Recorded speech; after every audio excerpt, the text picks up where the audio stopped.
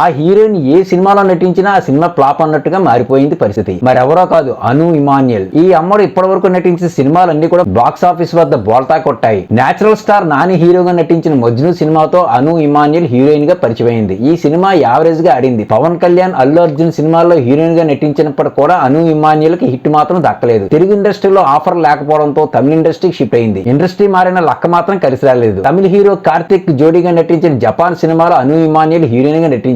Karthik career లోనే ఈ cinema అతిపెద్ద ఫ్లాప్ గా నిలిచింది. అయితే అల్లు శిరీష్ హీరోగా వచ్చిన ఓరసువో రాక్షసవో సినిమాలో అను ఇమాన్యుయల్ హీరోయిన్ గా చేసింది. అల్లు శిరీష్ తో ఓ రేంజ్ లో రొమాన్స్ చేసింది. లిప్ లాక్స్ తో కూడా పిచ్చెక్కించింది. ఈ సినిమాలో వీరిద్దరి మధ్య కెమిస్ట్రీ బాగా వర్కౌట్ అయ్యిందని ప్రశంసలు అయితే దక్కాయి, కానీ కాసులు మాత్రం కురిపించలేకపోయింది. దీంతో అను ఇమాన్యుయల్ ఏ సినిమా ఉంటే ఆ సినిమా ఫ్లాప్ అని నేటిజన్లు చర్చించుకుంటున్నారు. అందం, అభినయం రెండూ ఉన్నప్పటికీ అను ఇమాన్యుయల్ కి అదృష్టం మాత్రం కలిసి రావడం లేదు. దీంతో వరుస ఫ్లాపులతో అమ్ముడు కెరీర్ డేంజర్ లో పడింది.